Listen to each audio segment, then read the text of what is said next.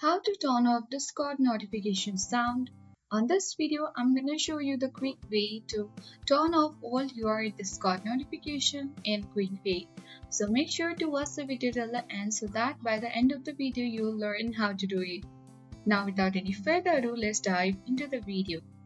First of all, open any preferred browser and then on the web address bar search for discord.com. Then press enter on your keyboard. This will let you access to the official site of Discord, where you need to click on Open Discord button at the top right corner of the screen and then log in to your Discord account. Once you have done that, you simply need to click on this user settings icon at the bottom left corner of the screen to access your user settings page. Now on this page, at the left panel, you can easily scroll a bit down and click on this notifications options.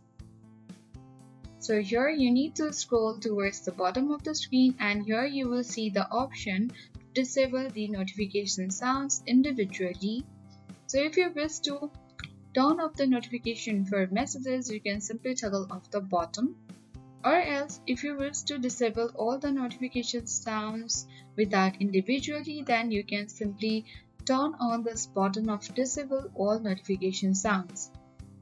Once you have done that, all the notification sound has been turned off. So in this way, you can easily disable all notification sounds on Discord.